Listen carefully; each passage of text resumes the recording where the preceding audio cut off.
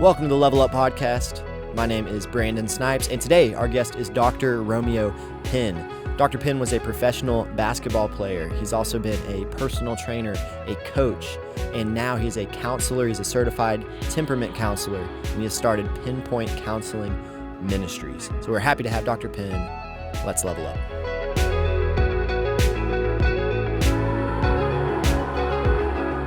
Dr. Romeo Penn, we are glad to have you on the Level Up Podcast. Thank you for having me. Thank you for being here. Yes. And what you been up to lately? Working on boxing. Oh, is that right? Okay. Working on boxing and just enjoying life. Enjoying life. I have a mantra myself. I want to get better at life. Each year, I want to get better. That's a goal of mine. I want to be better at 48 than I was at 47. I want to be better at 49 than I was at 48, and to continue that journey. So. That's awesome. So do you use New Year's resolutions to help facilitate that, or do you pick a specific thing every year? Or? Well, not throwing shade at the New Year's resolutioners. Okay. I like to look at seasons. There's one of the things that my dad taught me, to look at seasons. Spring is a time where a season, we spring forward. We go into beautiful things. There's life, there's fertility, things of that nature. When you look in the fall season, there's another time of a change in season. Not as spring to summer, not as intense heat in Alabama. Then you go look at fall. There's a different change in season. When you get to the wintertime, it's time to kind of chill out, refocus, retool. Probably just be still more so in the winter. Think about things and then prepare for that next season of spring. So, man, do you think partly seasons were intended to, and different parts of the world have different seasons and rhythms, right. But do you think that's part of why that humans are supposed to live with that seasonal rhythm? Yes. I truly believe God created seasons for a reason, and there's fertile season. There's a time to plant. There's a time to sow. All that type of stuff, and it flows in rhythm of how He made it. So if we get out of that flow, then we're gonna be out of rhythm. So. Yeah, I've been thinking a lot lately about how living in step with nature, right. or reality, it helps stabilize health and all those aspects. But I haven't thought about kind of flowing with the seasons in that way. So practically, what does that look like for you in this year? In this year, now it's summer, so in the summer seasons, I tend to really look to, because everything slows down for us as Americans in the summer, and you're looking at the school calendars and things like that. People are a little. I look at doing a lot more introspective work, on myself. Really focusing on reading more books, listening to positive podcasts, seeing where I can get better, So more so, like in the terms of a farmer, planting, planning, really making sure I'm sharp, because as we go into the fall season and the winter season, I'm going to need resources to carry me through, because it's kind of difficult to really plant in the winter season because it's not that fertile. And so what would then fall and winter practically look like for you? Fall and winter would look like benefiting from what has been sown in the spring and the summer, and then having a surplus to take me through the winter. Man, so when I guess you could look at some people and say this person is stuck in summer full time, and then they're maybe too casual, too relaxed. Right. It's there's no sort of rhythm there, or someone who's stuck in spring and it's the constant grind or something. That's a really interesting framework. So how did you come across that framework? I was I go back to when I was 40 and traveling across the states, the country rather.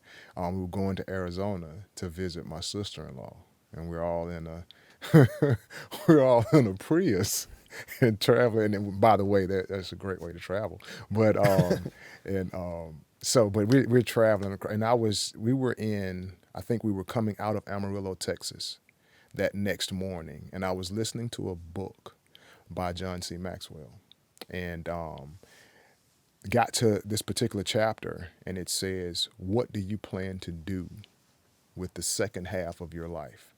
And John played basketball and things of that nature, so those, though we had that similarity and that bond, and I started thinking about that, and I thought about that particular question all the way to Arizona and all the way back home. Just that one question.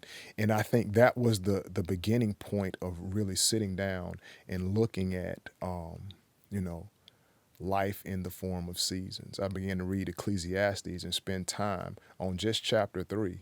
And it says everything has a season, you know. And so just focusing in on that, I said, man, you know, we have different seasons here. So let's get in touch with what God is doing within these seasons and really begin to, you know, dive into seasonal living. So. And does it make sense is it best if seasonal living corresponds with the actual seasons? And, you know, because I guess you could take it as a metaphor and like I'm doing my summer thing, even though it's December, but you think it's better to. I think so. Now you can because, you know, God is not bound by time. So you can have things overlap, you know. He can do things, you know, outside of the natural order. But, you know, I like to move and flow in that area. And if, you know, that season, this is a fertile season, even though it's winter, I'm cool with that, you know. So I heard a psychiatrist talking about, and I guess this is a newer field of study, but they were looking at people who live in certain climates where they don't have seasons and the effects of that on their mental health. Even, you know, take somewhere like LA, it's sunny all the time. Right. And that there's even a drawback there that there's not a season of cold, a season of, not that there isn't some fluctuation there, but when you even think about it like physiologically, the effects of having to you know, long for the not being cold anymore, things like that. How do you think about that seasons would even affect your body and mind? That's a beautiful point, because we're designed to change, you know, to experience change. And if there's no change, there's really no growth. There's really no growth and development.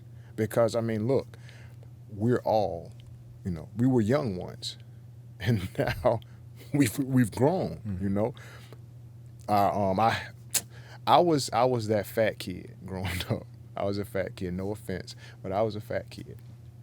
And as I began to grow, I began to stretch out.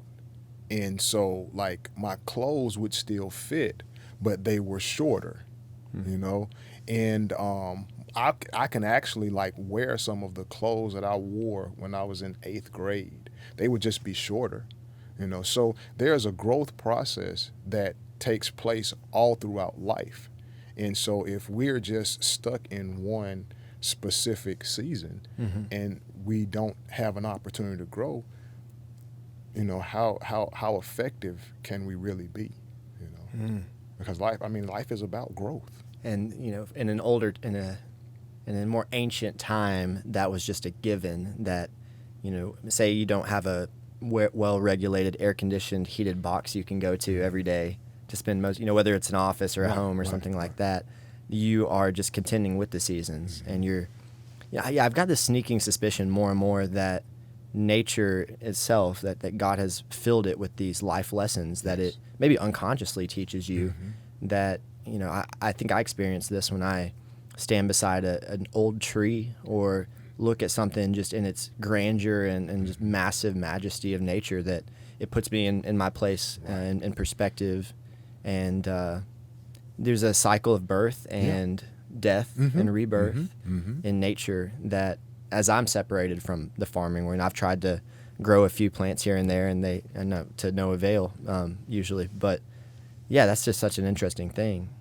So living within that rhythm of the seasons, that's really interesting. So you're on that long trip and you're processing through what does the next 40 years look like, and did you have any clarity from that? I did have clarity. You know, when I got back home, because I didn't want to do anything while I was on the trip. That was just in the back of my subconscious, just thinking about that question. And I took a few notes, but when I got home, I really began to dig in and put some I guess flesh to what I was doing. I began to take more notes. I began to steel myself and ask God the question, man, what is next in line for me? Because at that point, you know, I was doing fitness training, I was doing skills training and development training, and I began to notice that I wanted more for the person that I was serving, you know, and I found myself asking them deeper questions about, you know, man, what's going on in your life, you know, and telling them that, you know, this game of basketball or this stage and season in your life as it relates to training, it has a window, and it's going to be over soon, you know, regardless. I say even if you make it to the professional ranks, you know, you will only have a small time, small season, small window to do this. And then what? And so as I'm asking them these questions, I'm like, man, you know, sit down. Let's develop what's next. And that's what began to move me in that direction. Interacting with people, asking them the question of what was next for them, and I was turning around asking myself that same question: what's next for you? And so, what does that look like? And so, I began to, you know, write down visions, write down vision statements, mission statements, things that I would do if I had X, Y, Z. So, Wow. Because I guess early in your life you had to go through that process as it related to basketball, redefining your purpose, identity. Right. And then you're moving into the personal training, and now as you're helping them work through some of the things you worked through, now you're having to think, well, how do I redefine this as it relates to the next season? So can we back it up then and say, let's start from earlier on, because I know so much of your outlook and message is tied to your biography, and so I'd love to hear, because as I understand it, you were adopted, isn't that right? Yes, I was adopted. If we need to start even back further than that, we can, but I'd love to hear. You know, I was adopted, man. My biological mom was from Miami. I mean, my biological mom was from Detroit. My biological dad was from Miami. And how they got to Alabama, I do not know. You know, they hooked up because my biological dad was married. My biological mom was 18 years old, and so she was down here from Detroit.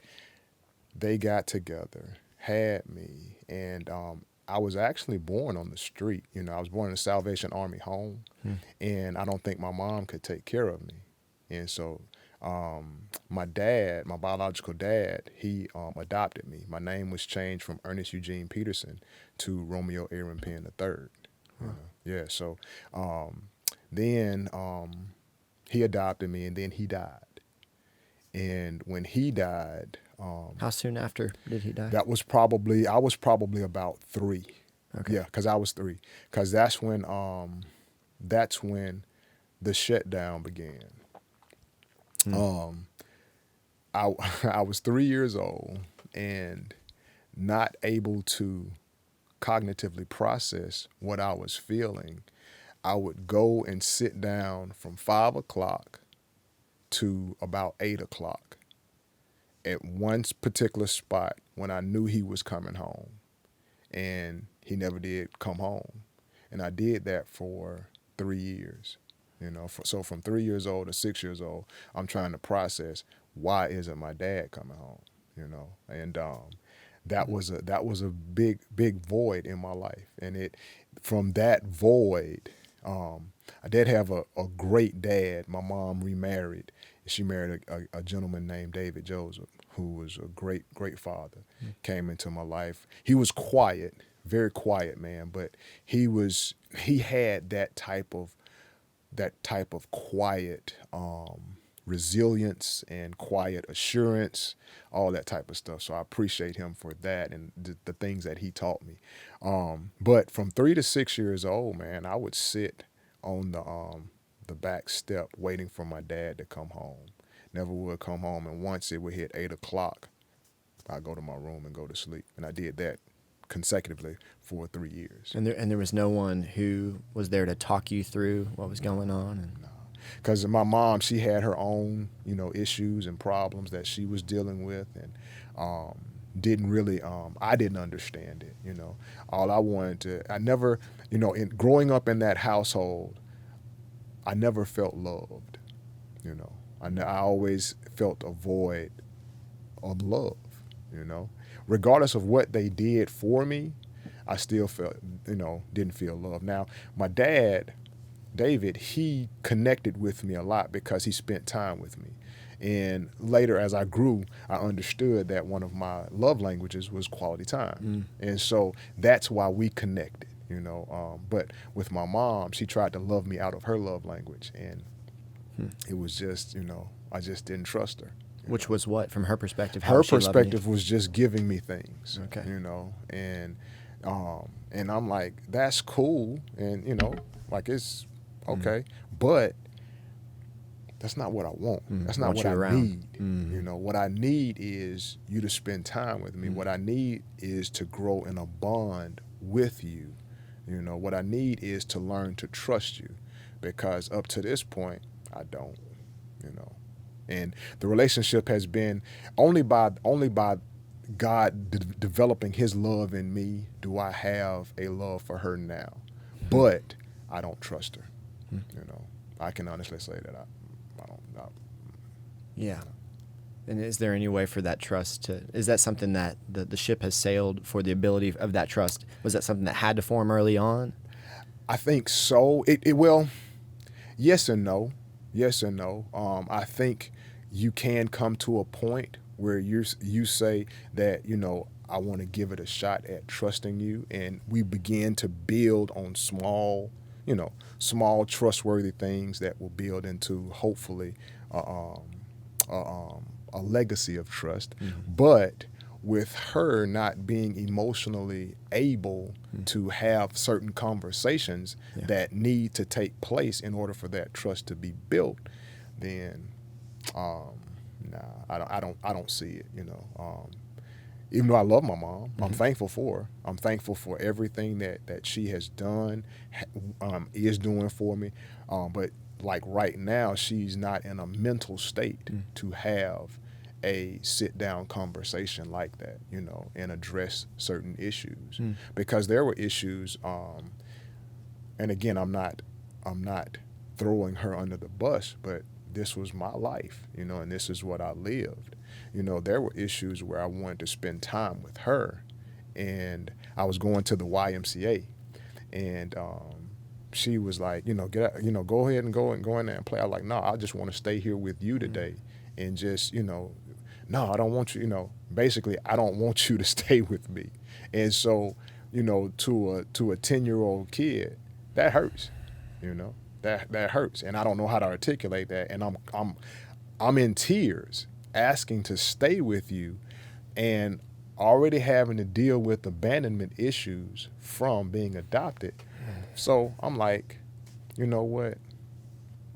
I'm gonna go ahead and play, and I'm gonna stuff these feelings down, suppress these feelings. I'm gonna go ahead and play. And so now, when I get back, come back home, how was your day? It was good, and I go to my room. Because this is what you referred to as the shutdown. And so I have, all, and then, being asked the question, why don't we talk? Why don't we communicate? Well, you just want to communicate on your own time. You don't want to talk when I'm, when I have something. And I mean, it goes into, I dealt with her and her alcoholism and things of that nature, which God delivered her from that. But, growing up, I remember being 6 years old, having to help her to the bedroom because she was passed out drunk, and she was a difficult woman, angry, angry at life and things of that nature. And so to numb her pain, she turned to alcohol, and I would literally have to get out of my bed and pick her up and walk her to the bedroom. So, and just things like that. I would like to ask questions to get her to open up, because I don't think she's ever opened up about it. And that has caused a lot of bitterness in her life. And Yeah. so but yeah, so growing up in my house was different. At that time, teaching was very prominent. And my mom was a teacher, very educated woman, and at that time you could make, a decent living teaching. And my dad, he worked at the pipe shop. He was a mechanic. And so there were a lot of parties at our house. Our house was party central, and so, I saw things that a 10-year-old child shouldn't see, people having sex downstairs, and all that type of stuff. That's type of that. That's not acceptable, So again, like, why is all this stuff going on? I remember literally saying, how did these, because I knew I was adopted. How did these people adopt me? Like why were they allowed yeah, to adopt you? like, there has to be some code that says you cannot adopt a child. And you were thinking that even as a 10? I was thinking this as a 10-year-old child, probably not that, Sure. not in that that manner, but I was like, man, And were you comparing them to friends' parents, or what? Did you have some sort of thing to? I had a cousin, and I compared it to her life. Her mom and my mom were sisters, and I compared to their life a lot, because excuse me, Carlene, my cousin, she was the golden child. Very smart, super intelligent. Like, she changed her major like 2 or 3 times, and still graduated in 4 years. And she would have graduated in 3. But just super smart. And I love my cousin, but I was always compared to her. And my mom, she often said, I wish you were a girl. And things of that nature. So, that's another. It's encouraging. That's very encouraging, So I'm like, real? Yeah. And so, things like that, hearing those things, and, growing up in as a person of color, hearing those things in our community, it's like, man, what, there's got to be a way out. There's got to be a way out, And so I found that way for me with sports, and that became my outlet. And was it basketball exclusively right out of the gate, or did you play some other sports too? It was actually soccer. Oh, that was your. It was actually soccer. Soccer. We played soccer and basketball because I may have stated I went to a Catholic school growing up, and we were pretty good in sports. And we, at that time, we had just basketball, but they were introducing soccer. This was, I was in the 4th grade. They were introducing soccer. And also I was in the band too. But What'd you play in the band? Trumpet. Okay. First year trumpet. So, they were introducing soccer, and they said, well, if we have the type of participation, we're going to have 3 schools combined. That was us, St. Paul, and I think St. Aloysius.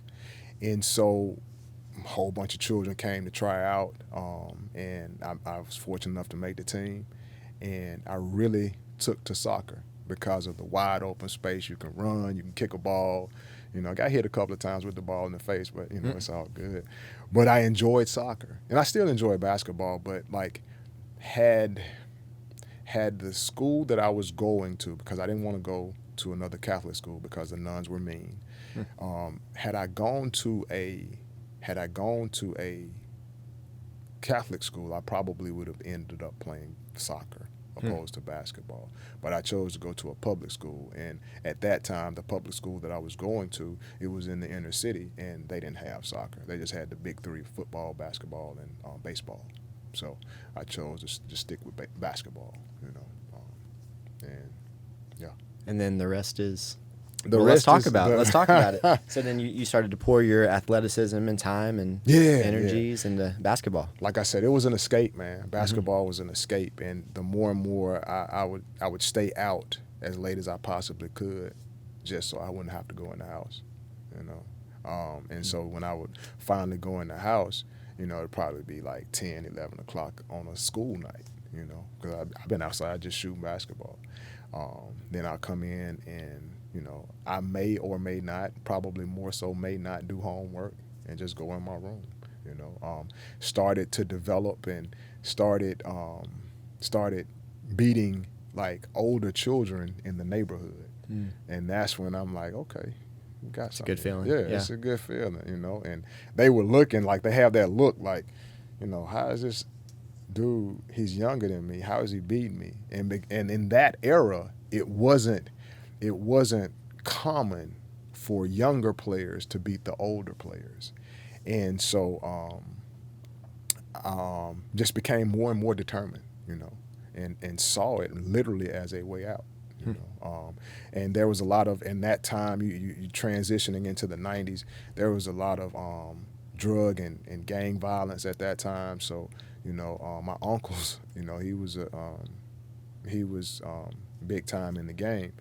He said, "You're not doing this. You stick with sports," And I said, "Okay, I'll stick with sports." And he was like a play uncle to me. But he said, "You stick with sports. I don't want to see you out here on these corners and all that type of stuff. You stick with sports." And he had a lot of weight, with what he said. And so people looked out for me and things of that nature. But, just stayed clear of that environment. Although some of my friends, did that, I still tried to steer clear. And I mean, even in that regards, they still didn't want me, involved. Because I remember a friend of mine said, he looked me in the face, he said, "Rome, you going to make it out." And I said, I didn't know what to say at that particular time because I was taken back. They said, "Rome, you going to make it out." And so. So you think people saw something in you that was a little different, not only in terms of your skill on the court, but also in something else? Yeah, I truly, and I couldn't see it. I couldn't see it. So what was your personality like at that time? At that time, I was razor focused and very, probably almost to I would say an obsession and compulsion, that I had to be good. I had to. Like, it was no second place. It was no, first place was it. And then I was an angry kid. I was because I didn't know why people didn't want me. That was my deepest pain. That was my deepest pain. Not being needed, not being wanted. I'm sorry, not being wanted, not feeling like that. And so that pain birthed the fruit of anger. That pain birthed the fruit of super focus. That pain birthed the fruit of obsessive compulsion. That pain just literally drove. I'm gonna show you. I'm gonna prove to you that you want me. So it was all of that. And did you find some belonging pretty quickly on the basketball court with teams? I did. Especially making different travel teams and stuff like that. And then doing well within those travel teams was rewarding. And it was a sense of family. Because I didn't want the season to end. It was. And to be honest, now looking back, it was really never about basketball. It was about just being around the guys. The substitute Yeah, family. substitute family. Yeah. Because I mean, even when I played in Moscow, Australia, I hated coming back to the States because I'm leaving my teammates. The check was cool, but for me, I can personally say it was more about my teammates. Now again, I like the check. Don't get me wrong, Right. but my teammates, man. My teammates. I still remember, my teammates from high school, my teammates from college. They're important to me. What is it about that bond of teammates? What makes that a special thing? I'll say it like this: just the things that we go through, and yes, playing the games, like I said, playing the games is cool, but being at practice, having to stay at practice when everyone else goes home for the summer. I mean, for the winter break. We didn't go home. We probably would get one day for Christmas and then come back to school, and we're just there. Doing stupid stuff. Just. I mean, on the bus, we rapping. Just all that type of stuff. We had this thing where we had the whole campus. They didn't want to walk anywhere near us because they had doors that opened, and they had like a little frame. It was like a bar that opened the door, and it came out. It was like a box at the top, and it was open. And so what we would do, we would let someone walk through the door, and then we would like dunk on them on the thing, and just stupid stuff like that. It was fun. It was fun. I mean, it was not the smartest thing. It was not the wisest thing. It caused destruction to the doors, but it was just. That's why it was fun. That's why it was fun. Yeah, exactly. But so people stopped walking around us because we were doing it to anybody. We didn't care. So. But yeah. And did you have any coaches that stood out for better or for worse at any point, soccer early on, going through playing professionally? I did. I had a few coaches. There have been some great men in my life. I'm super thankful for those men because they've had a piece in my growth and development. Going back, I remember the first guy at the YMCA. First guy, I never will forget him. His name was Leonard. He was my first mentor. And I remember him, telling me, hey man, stick with this. You got a future in this, And then he said, besides that, you got a future in life, man. You can be somebody. And I mean those words just stuck with me. Those words I never will forget, Leonard. And I remember it was after I got done playing, and they had like this I think it was like what you call those games, charity game or something like that. And he was the announcer. And I looked and I said, Leonard, what's up, man? He said, Ron. And we just stood there and we just hugged. I mean, it felt like about 2 hours. We just hugging each other, and that was my guy. That was my guy. And I said, man, thank you for everything. And he said, I told you. I said, thank you, man. I said, I really do appreciate you. Leonard, a coach, I can't remember, I think his name was Fred, but he coached us when I was playing B team at Our Lady of Fatima. Mr. Colston, he was my varsity coach. Coach Moore, he was my coach in high school.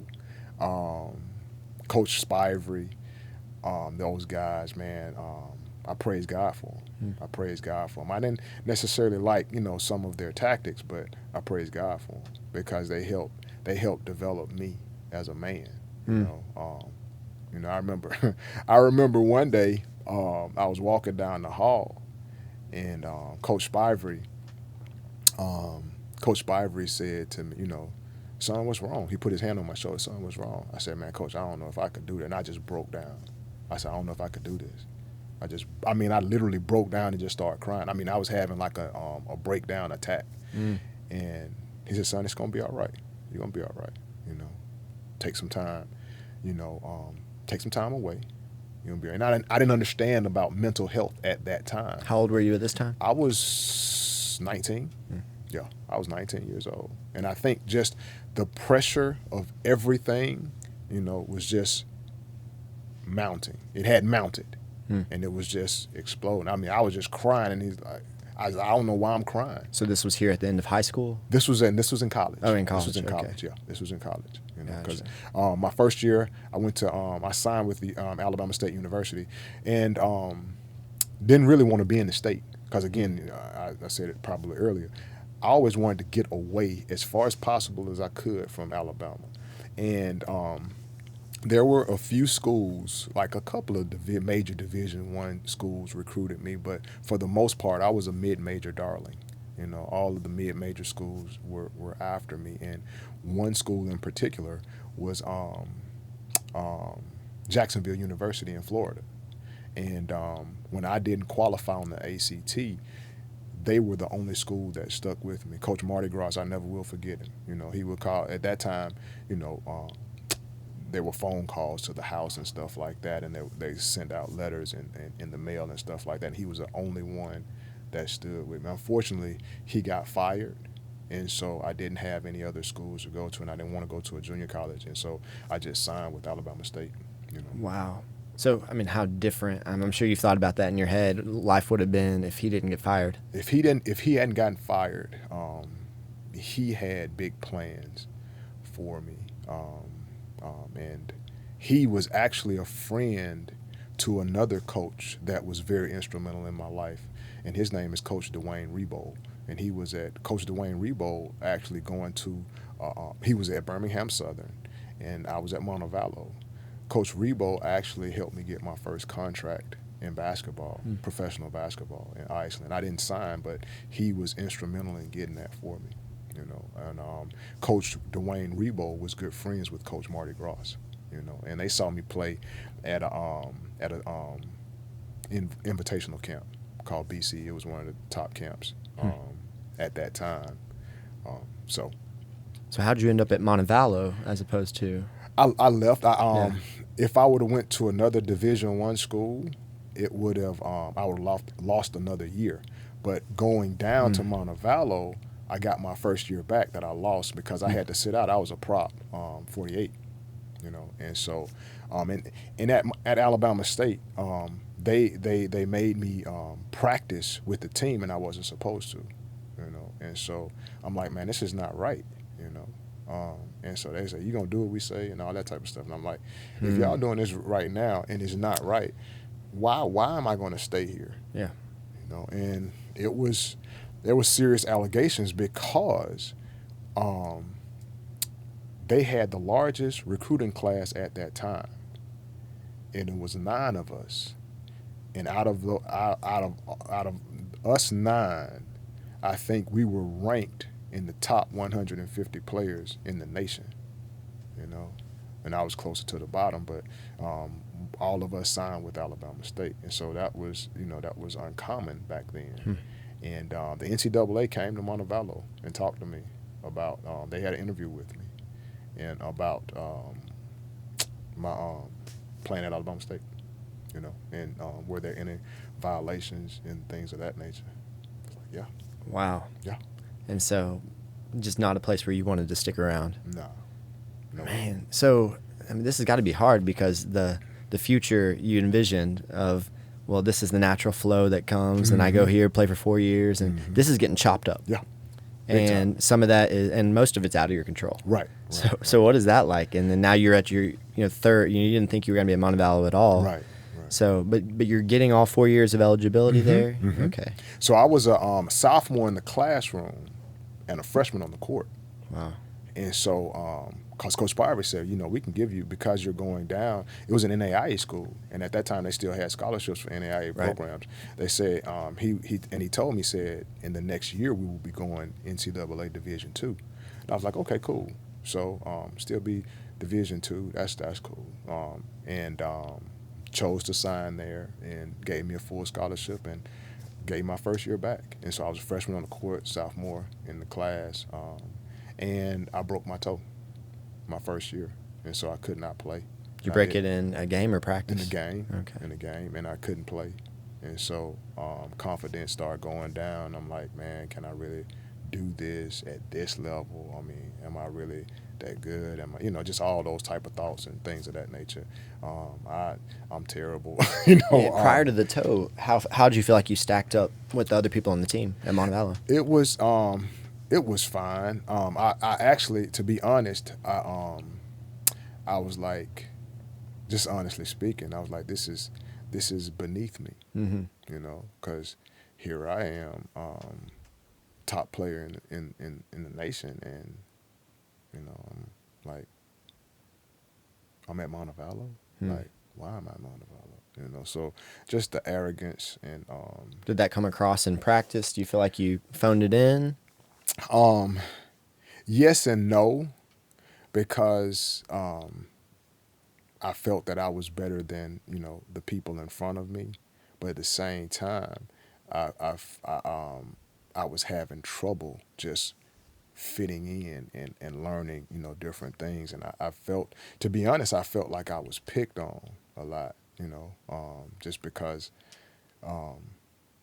I didn't pick up things immediately of what he was trying to do, and it was more so from the defensive perspective, and Coach Spiver was known for having defensive players, but that's not a knock on those guys, because a lot of those guys had D1 offers as well, and when I began to realize that, I'm like, you know what, I'm tripping.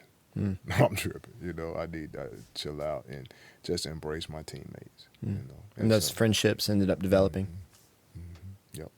So, okay, so you break your toe. break my toe. Yeah. And man, I really had some great teammates, man. My teammates would help me walk to class. Tony Wells, Jareen, Ty, Sean, those guys, man, they really looked out for me. Nate, Chop, all those, man, I just love those guys, Andres, Jeremy, the guys old and new, man, I love those guys, man. And they were very instrumental, again, in my development. I'm so thankful for those guys.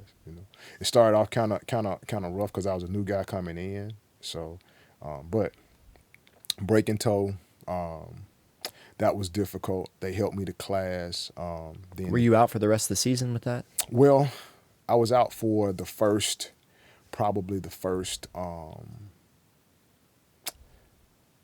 say first month or so. And then it was just a struggle just to get back, because, again, confidence is just shot, missing shots that I normally make, and can't really, do what I'm asked to do on the defensive end. So, and again, confidence goes down. And so, man, why am I here? Do I even want to play?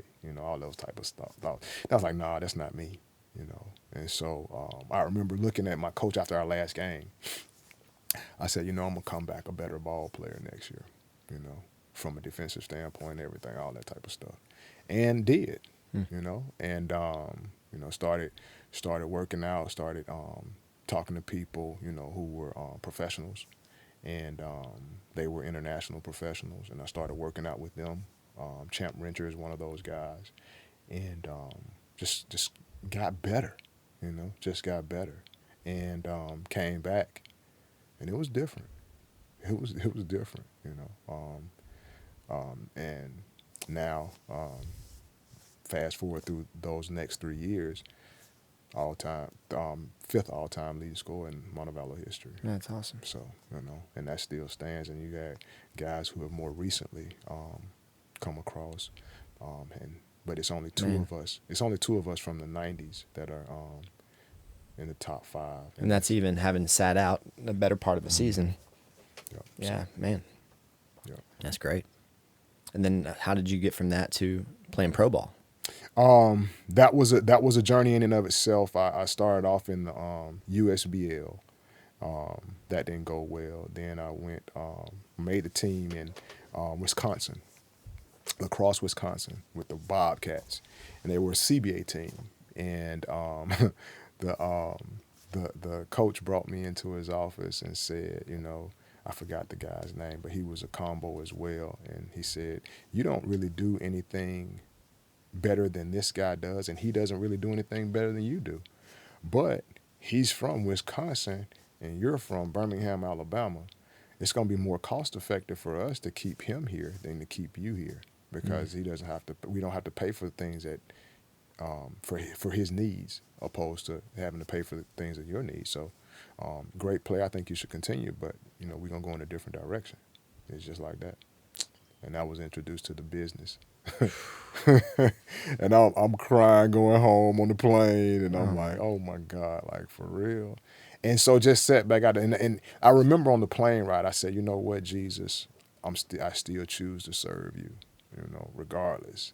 And those were key moments. Those were very pivotal moments in my life, because they help me learn how to deal with adversity and not allow adversity to really just push me down to that point of no return. Look at adversity, acknowledge, the pain that I was going through, understand how this pain is making me feel and how it's making me behave, and then asking myself the question, is this healthy? Is this healthy behavior? Is this producing healthy behavior? And no, it's not producing healthy behavior. Okay, so I refuse to allow this, this setback to define my life, and then moving forward in the truth. Father, I'm trusting you. I thank you for your peace.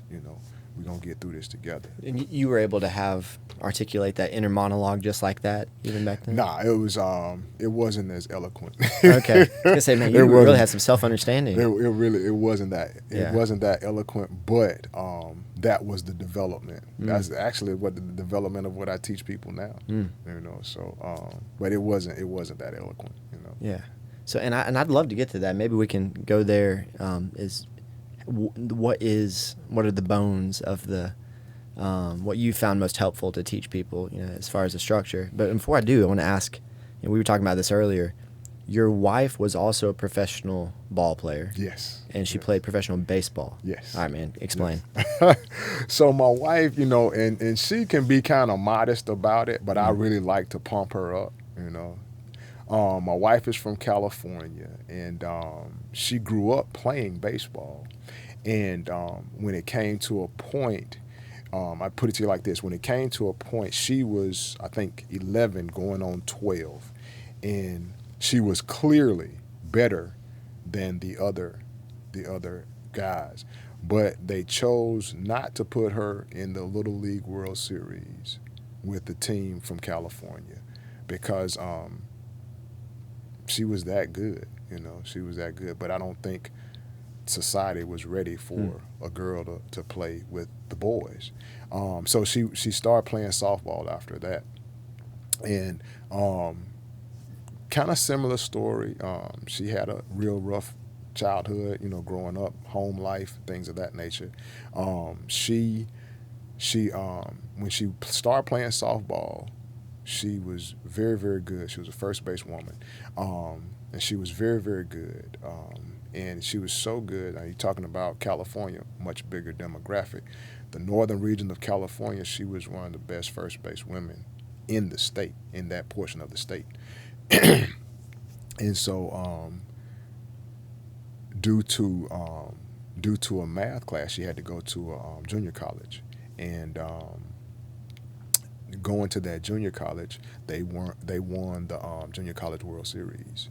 I think they still have a record that stands. I think it's like 44-6.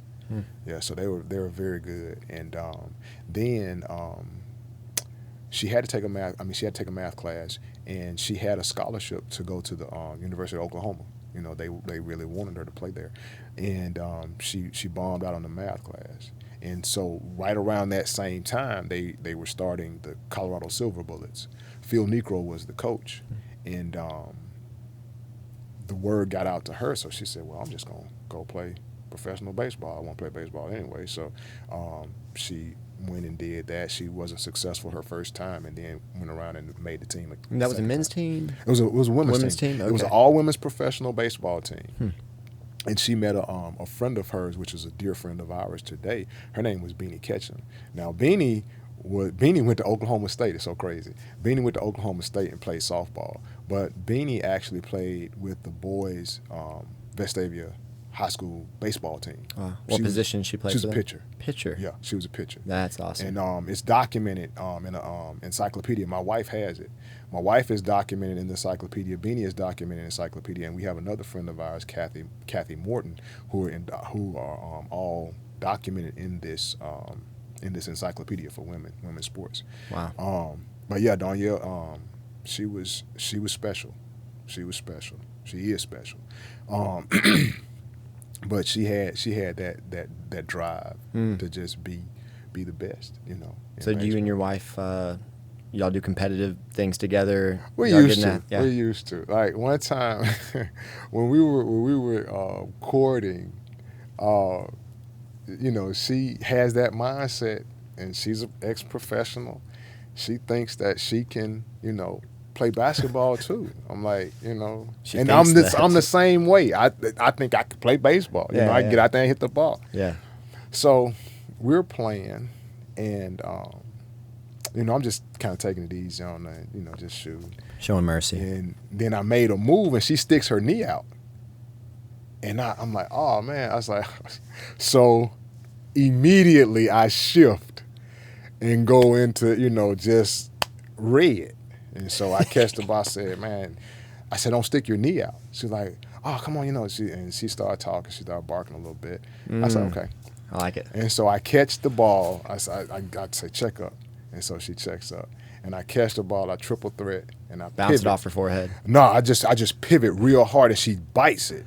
Ooh. And I take probably about 1 or 2 dribbles, and I dunk on her hard. She said, I don't want to play anymore. That's when I could dunk. So yeah, but yeah, and now she's got me back too. Okay, she's got me back. We were playing at a friend. They had these friends of ours. They had a baseball field. They had a lot of land and stuff like that. And I was like, I bet you I could hit you. And she said, okay. And so we didn't have anybody catching, you know, nobody out there. So I'm being honest when I say this. She said, you sure? I was like, yeah. And so she got up on the mound, and she threw the bomb. She threw the curve. No, she threw a fastball. And I swung at it, and I'm like, oh, man, I get that, you know, and I'm like, I get that. And so the next one she threw, it said, zzz. I'm like, oh, my God. And then the final one she threw, she said, I'm going to get you this time. Those first 2 were strikes? First 2 were strikes. Come on. First 2 were strikes. And then the next one, you know, I'm holding the bat. And she threw it, and it came like this, and it just dropped. And I'm like, what just happened? Chopping at it. Yeah, I'm chopping it. I'm like trying to hit the ball like this. But it was, but yeah, and then another testament to her, to how good she really was. And she's kind of modest. But another testament to how good she was, there was a guy, this was probably when she was 35, hadn't thrown in a while, perfect storm. I was doing a youth retreat. Young man said, you know, I just signed a scholarship and stuff like that. I can hit you and stuff like that. And she was like, okay, you know, I haven't thrown in a while, you know, and she's left-handed. Haven't thrown in a while. So, perfect storm.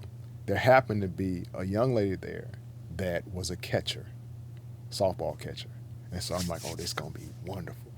And I'm just hyping her up. I'm like, hey, dude, ain't nothing you can do with her. Trust me. And he's like, if I can't hit her, no one can. And so he's just, man, I play baseball. I'm going to a major, you know. I'm like, okay, cool. Okay, we'll see. Watch. She said, let me warm up my arm first. And so she's throwing, and that's all you start hearing. And like, that's how hard she's starting to throw. She's like, man, I ain't threw like this in a long time. And so she threw her first pitch. He tipped it. He said, oh, I got you now. I said, throw the curve. When she threw that curve, she threw the next two pitches curves, and I mean everybody fell out laughing. They're like, "Oh man, you just struck out to a lady," and she's like 35. You know, like dude, they just ragging. Just it. nasty throws. She said, he said, "Do it again, do it again." She threw another 3 strike. I'm like, oh my God, Respect. Yeah, he had to give her respect, and so that just threw a chink into his ego. Man. And I love that. My wife, I met her on the college tennis team. Awesome. So we have that in common. We were on a 10-year wedding anniversary just until a few days ago out of town, and we got out and played some tennis. Yeah. When we first met, she was better than me. I've gotten better, but yeah, like she grew up playing. I didn't start playing until high school, basically. I'm nursing a hurt ankle, so I was like, this is perfect for her. She, didn't take any. I mean, she wasn't playing. She was running me all over the place, and so we just played a set because I was kind of hobbling, but she destroyed me. But I want that. I want a wife to contend with who's gonna step in there and not take it easy. And I love that you dunked on her. That's hilarious. That's so great. Oh man, that's great. So I want to come back to because counseling is now, I guess, one of your biggest passions, a place where your time and energy goes, and you've had some time now to distill certain life lessons into principles that you use to help others. And so I'd love to hear what you see as being some of those core principles. Those core principles, my core principles would be love, first and foremost. An unconditional love, a love that looks at a person as a person, and is willing to be kind despite their actions, that is willing to be unconditionally kind, unconditionally patient, and forbearing with that person, and again, that's growth in and of itself, and it takes time, but that's the ideal, also faith, believing the best for this person that I'm sitting, in front of. Man, I want the best for you, and I want you to know that. I want you to feel that I want this more than you do for you. So, and I think the next would be hope, an anticipation of you doing something great, Now, whether you do that for God or not, still doing something great that is beneficial to others as well as yourself. And then the last one I would say would be forgiveness, learning, forgiving others, forgiving myself, when I'm too hard on myself, forgiving myself, forgiving others. So I say those would be my top 4. I have 8, but those would be my top 4. Those would be my so top how often do you see forgiveness as being one of the big roadblocks in people making therapeutic progress? I look back at my life, and I share with people, if you're not willing to forgive those who have hurt you in the past, it's going to be harder for you to move forward in this present moment, and I share just personal things that I had to, come to grips with and forgive, so that they will have a real life example of what that looks like.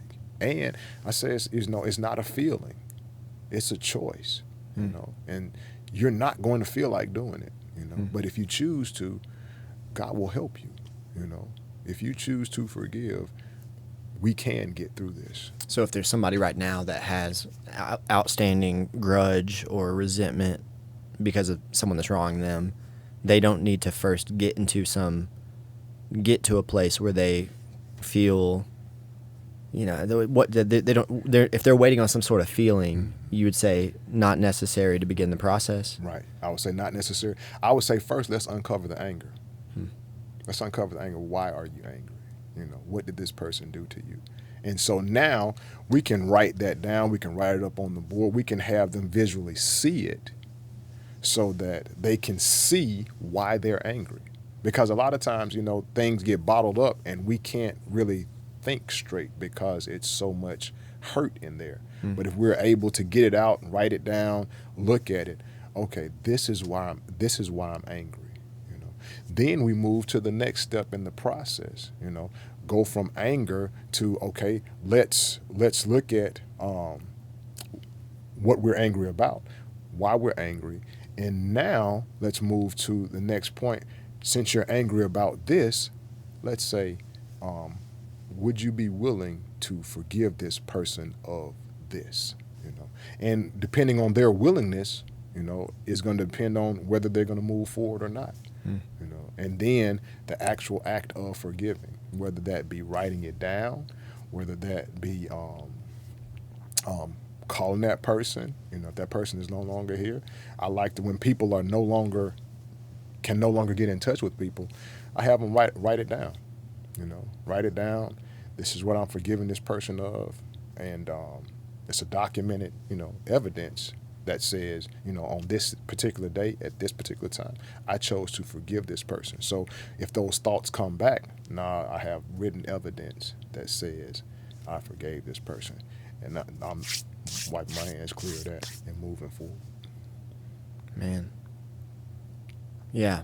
You mentioned the writing it down earlier, too, when you said, you know, I've started to reconsider what the next 40 years would hold, or, you know, and you said you went to starting to write it down and what, you know, the vision and these kind of things. So what is it about that writing down? You say you go back and look at a specific thing, but it sounds like there's something about the writing it, whether on the board, write it down, that to you, that's such an important part of the therapeutic process. It is. I learned this when God told, I forgot who it was. It's in the Old Testament. I'm drawing a blank on his name, but it wasn't Zechariah. Maybe been Zechariah. I don't know. But he said, write the vision down, make it plain, you know, so that the people who see it can run with it. That in and of itself ties into 3 major sensory modalities, you know, visual aid. Also from a kinesthetic standpoint, writing things down. I'm physically writing out what I'm feeling or what I'm sensing or what I'm seeing. So those 2 aids right there. And then I put the third piece, auditory or verbal. When I say it, you know, I'm saying what I'm writing down.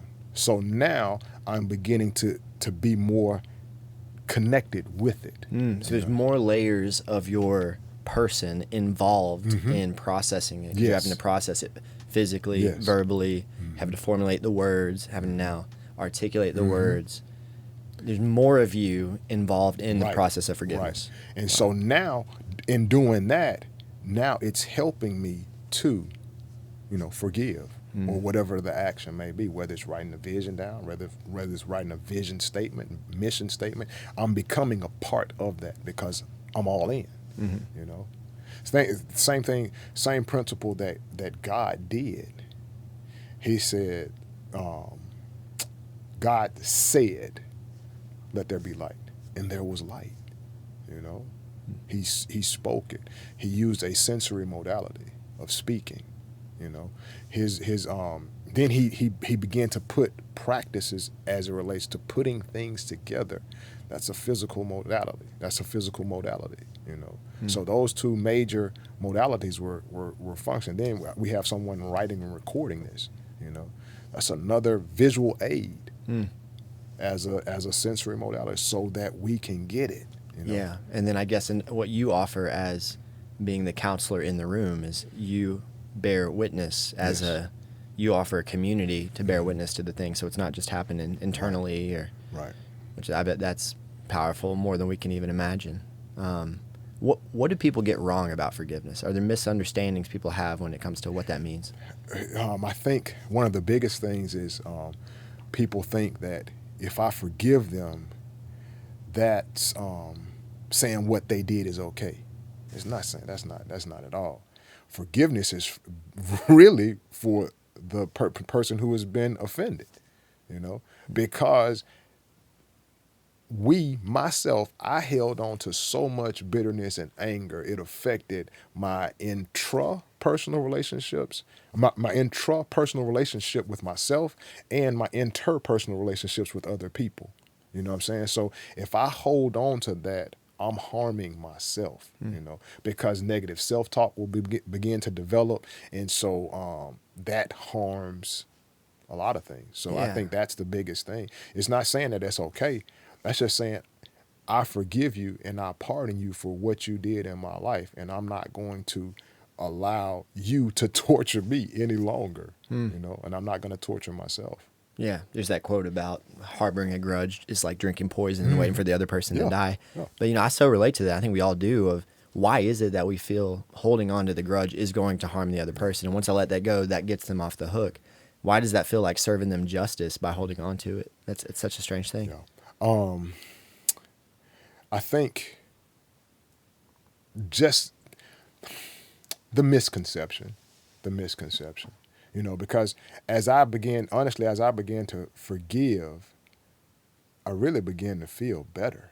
I really began, because I'm no longer taking on the bondage and the weight of carrying around this other person, And so I said, you know what? I'm not doing that. That's harming me. And so when I could see clearly that I was harming myself, I said, you know what? I choose to forgive.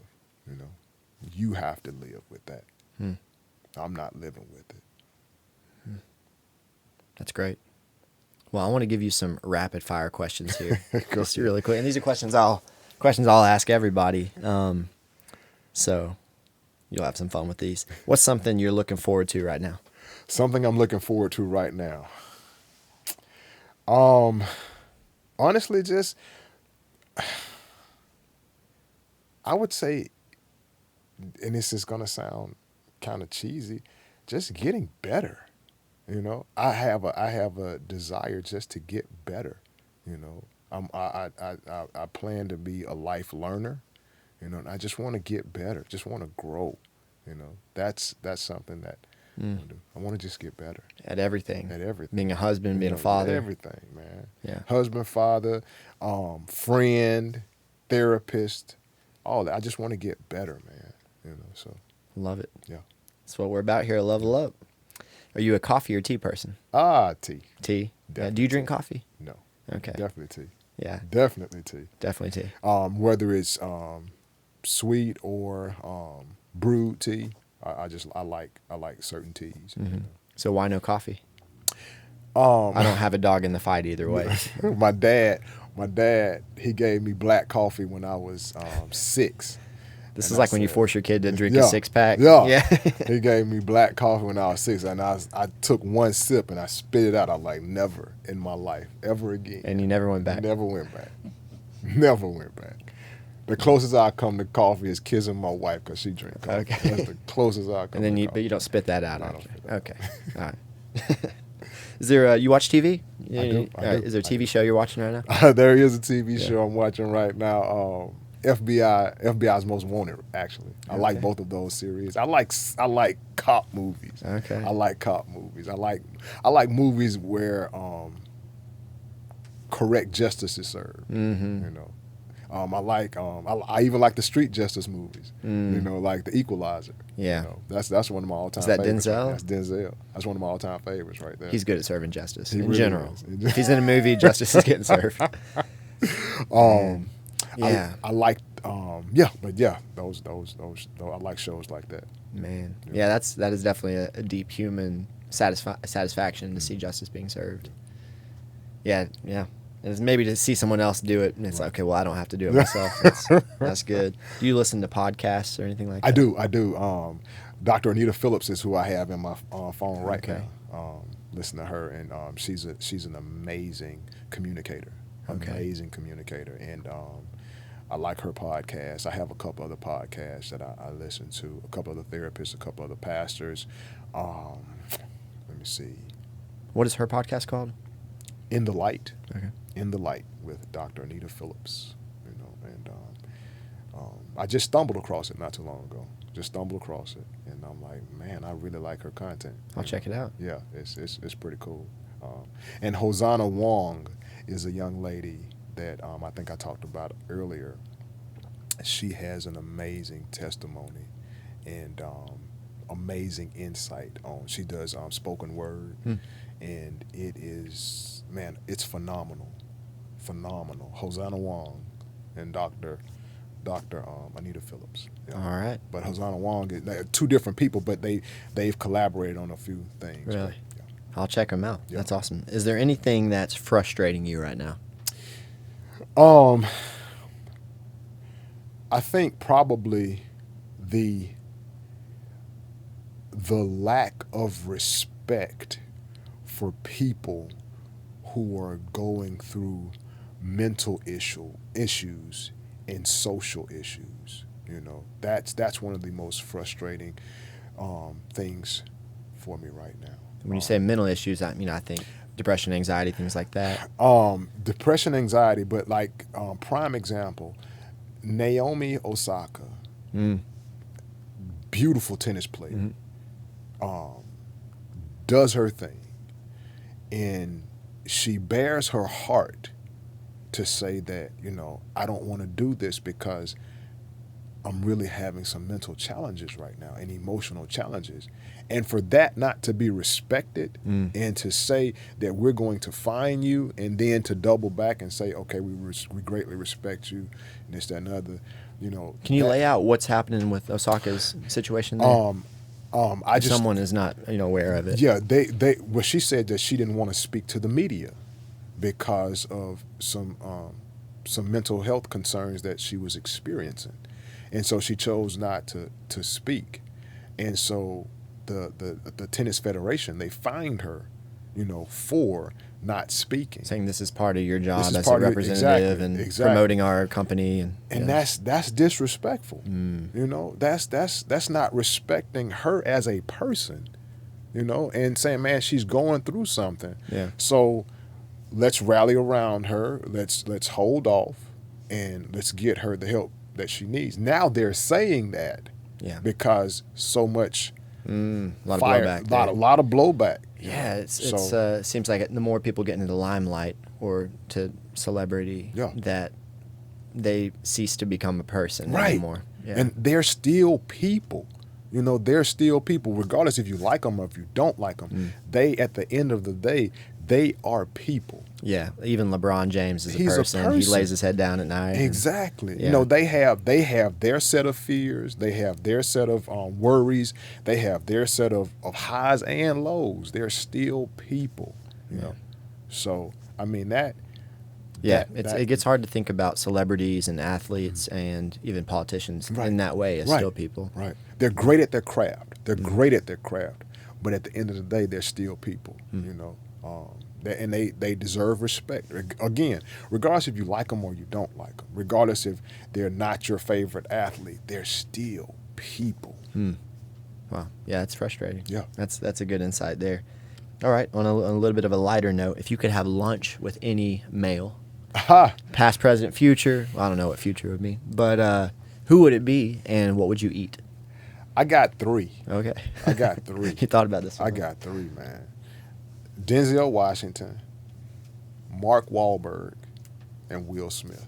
Oh, man. And it would be all vegetables for me because I'm a plant-based eater. Yeah. But those 3 gentlemen, those 3 gentlemen. Would you want them all together at the same time? Nah, Okay. Gotta have them one-on-one. Okay, because that would be an awesome conversation. It would be an awesome four of you conversation, but I gotta have them one-on-one, man. Because I just, man, just to ask them what make you tick, just to get insight and wisdom from them, So that I think those would be my top 3.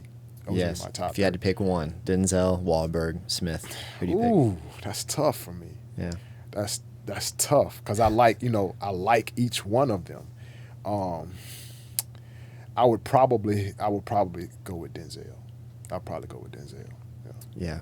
One of the first Denzel movies I ever saw was He Got Game. Which is pretty, I was probably in middle school when I saw that. It's a pretty rough movie. But I loved basketball. I think that's why I got that movie. Rented it or something. Yeah.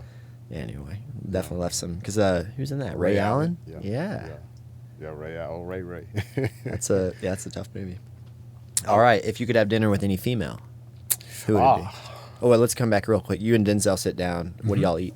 So you said plant-based. I'm plant-based, okay. So for me, but he can eat anything he wants. But I'm cool with, I'm not. You're not trying to push him into. I'm not trying to push anybody into anything. I mean, you eat what you eat. I eat what I eat. But yeah, he could eat whatever. Yeah, there you go. Yeah. Yeah, of course. I mean, he's Denzel. Yeah, he did that. So let's go to a female now. You sit down and yeah, who is it? And Man, probably. Golly, who would I want to sit down and eat with as a female?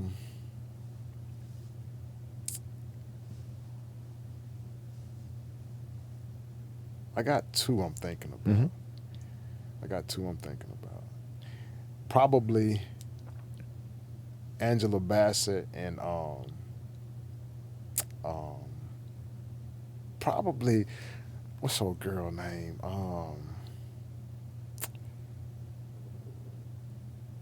I would say probably Scarlett Johansson. really? Yeah. All right, so break them down. Why either of those two? Angela, because I mean Angela plays in intense roles. You know, when she played Tina Turner in What's Love Got to Do with It, that was an intense role, and like she is just, to me, in the times that I've heard her talk off of camera, she's just very articulate, very, very, very confident, very focused, driven. I just appreciate that about her, you know. Just appreciate that about her. Yeah, so I like that about her. I watch a show that she's actually on right now called 911. Okay. And so she's a director along with Peter Krause. I like Peter Krause as well. He played in this show that I watched the whole series, but it was like a emotional high and low. The Parenthood. I don't know if he directed that or what, but man, that was a great show. That was a great series, man. And but Angela Bassett, because of her drive and determination and her focus, and Scarlett Johansson, just because she seems like just a cool girl. You know, she just seems like just a cool person. You know, like I don't really have. I mean, of course, I like her as Black Widow, but she just seems like a cool person. Yeah. So, Okay. Yeah. Drive it home with Scarlett Johansson right there. Yeah. My wife does not like Scarlett Johansson at all. She has some creative names for her, which is so funny that you said that. She will die laughing when I tell her that.